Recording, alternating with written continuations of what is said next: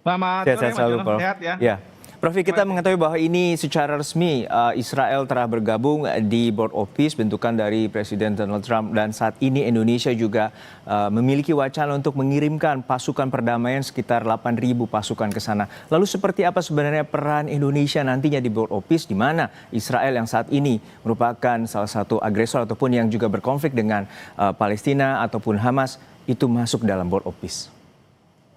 Ya, pertama gini ya, memang Israel baru mengikuti Board of Peace, menandatangani piagam ini kan kemarin gitu ya, waktu Amerika. Itu karena Perdana Menteri Netanyahu tidak hadir di Davos dan ada berita yang mengatakan dia khawatir karena Swiss ini masuk di dalam Uni Eropa dan kemudian yang dikhawatirkan bahwa Uni Eropa akan membawa eh, Netanyahu ke pengadilan di ICC. Oleh karena itu, dia baru menandatangannya di Amerika. Nah, dengan masuknya Israel, maka ini di BOP, kalau kita bicara Gaza, itu tidak akan ada imbangan. Kenapa? Israel ada, tapi Palestina tidak ada. Walaupun Ya. Palestina ada di dalam komite, di bawah gitu ya. Tapi di dalam sini tidak ada. Yang ketiga yang perlu diperhatikan adalah Perdana Menteri Netanyahu beberapa waktu yang lalu, mungkin hitungan beberapa hari yang lalu, itu sudah mengatakan bahwa Israel sebagai penguasa di Gaza tidak akan membiarkan Palestina merdeka di atas tanah Gaza. Nah, ini kan artinya apa? Two state solution tidak akan terjadi. Ya, kalau misalnya kita masuk dalam BOP, kemudian Oke. kita menjadi kuda Trojan, keluar dan kemudian kita coba pengaruhi Trump, nggak akan terjadi. Oke. Karena Trump lebih percaya pada Netanyahu daripada misalnya negara-negara Islam, bahkan Indonesia. Oke, Nah, oleh two karena states. itu, Oke.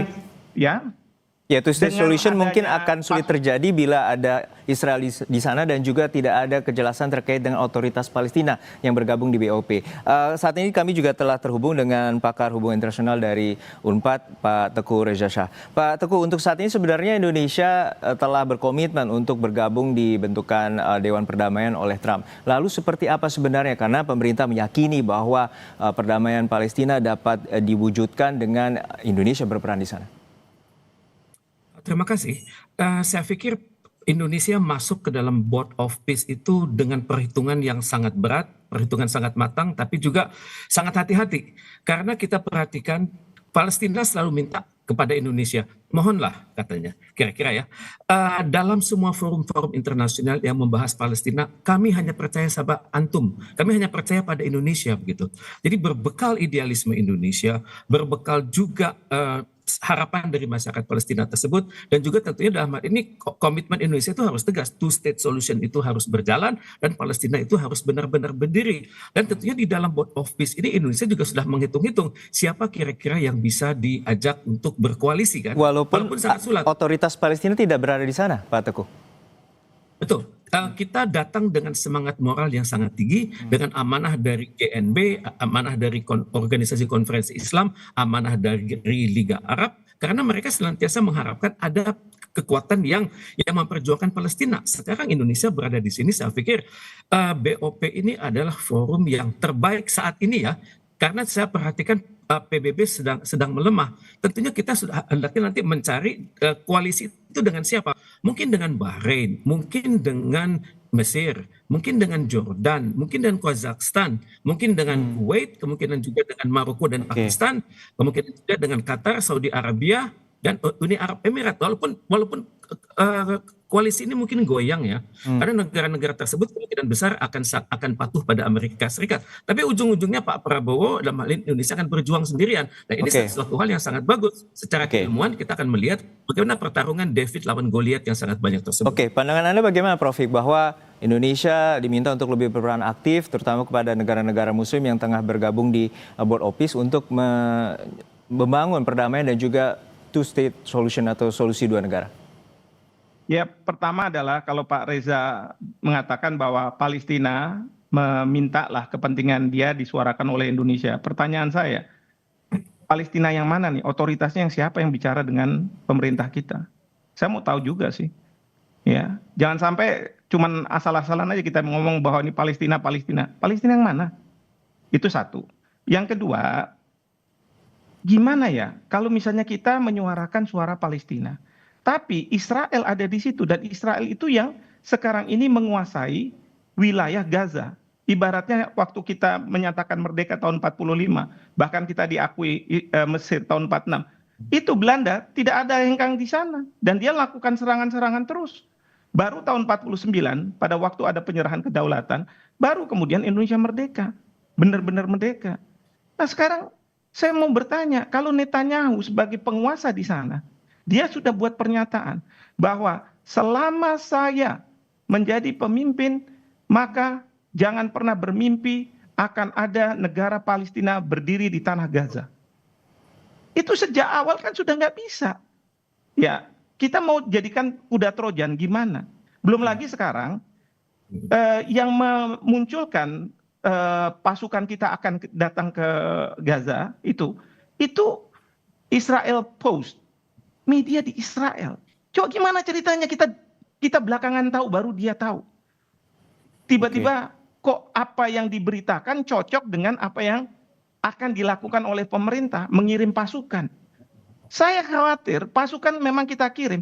Perdana Menteri Netanyahu dalam pidato beliau pada saat itu mengatakan, selain Palestina tidak akan diperkenankan untuk merdeka, kalau misalnya ada rekonstruksi Gaza, maka harus ada perlucutan senjata terhadap Hamas.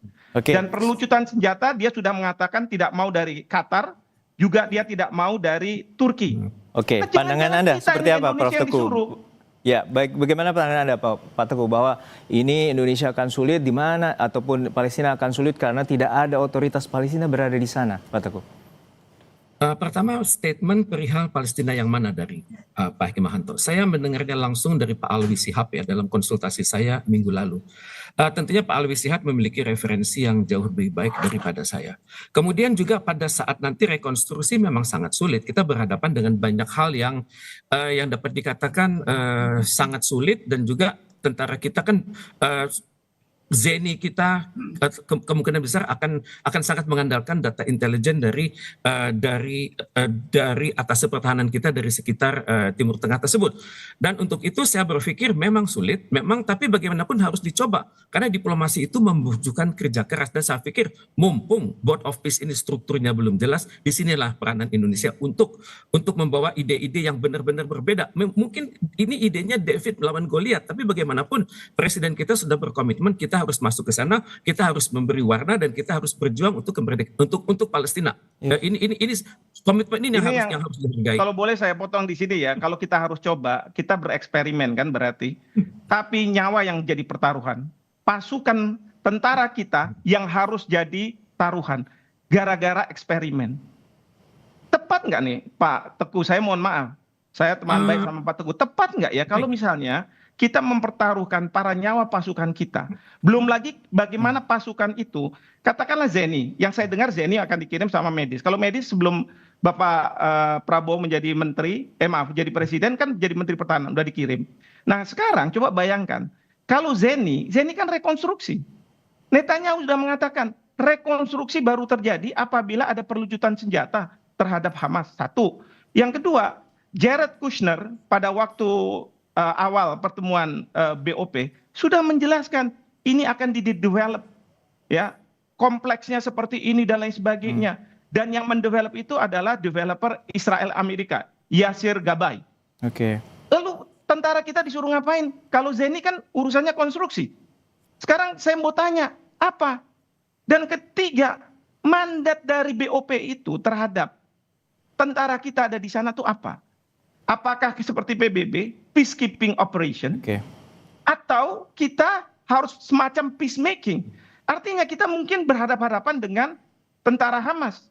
Dan kalau tentara Hamas kita hadapi, itu yang namanya rakyat kita di Indonesia akan marah, akan justru menggerus legitimasi Bapak Presiden. Saya sayang sama Bapak Presiden. Pak Teguh, jangan sampai kita digerus seperti itu. Ya, baik. Terima kasih Prof. Untuk Pak Teguh, untuk saat ini sebenarnya ini apakah juga melangkahi prinsip politik bebas aktif di mana Israel juga berada di sana dan ini memunculkan resiko geopolitik bahwa apakah Indonesia mendukung langkah Amerika Serikat terkait dengan konflik di Gaza dan juga ada tadi resiko personel Tentara Nasional Indonesia yang saat ini menjadi pasukan perdamaian di Gaza rencananya. Saya setuju dengan Pak Hikmahanto. Nyawa itu tidak ternilai. Anak-anak kita itu harus berangkat komplit, pulang juga komplit, sehat walafiat. Cuman saya perhatikan ada suatu keunikan ya sekarang ya. Tampaknya Pak Prabowo ini presiden kita mencoba mengaplikasikan sesuatu hal yang sangat sulit yang Bung Karno sendiri sulit lakukan. Yakni suatu prinsip vivere vere colossus amante. Jadi ini menuntut diplomasi yang luar biasa. Saya sangat berharap beliau bisa langsung berkomunikasi dengan Donald Trump, membuat yardstick, membuat aturan main, sehingga dari hari ke hari pergerakan pasukan kita terukur. Dan saya sangat berharap Presiden Prabowo bisa meyakinkan Presiden Donald Trump untuk menekan Israel. Jangan terlalu harus berhati-hati, sebisa mungkin menghargai hukum internasional. Memang ini situasi yang sangat sulit. Kita mempertaruhkan nyawa sekian ribu pasukan kita, dan untuk itu diperlukan kehati-hatian yang sangat tinggi. Dan untuk itu ya mau nggak mau konsultasi dengan PBB harus jalan terus, walaupun otoritasnya tidak diberikan oleh PBB. Baik, terima kasih atas perspektif Anda. Ini bukan mandat di ya, PBB. Singkat saja, Dan Prof. Mas Jono sedikit aja, bahwa menurut Peraturan Menteri Pertahanan Nomor 23 2020, ya prinsip dasar operasi perdamaian itu tidak boleh ada keberpihakan. Nah sekarang kalau misalnya BOP itu ada Israel di situ, pertanyaannya adalah apakah kita akan lebih berpihak pada Israel daripada ke Palestina. Belum lagi di dalam pasal 5B Peraturan Menteri Pertahanan Nomor 23 tahun 2000, di situ dikatakan misi perdamaian ini bisa saja misi perlucutan senjata.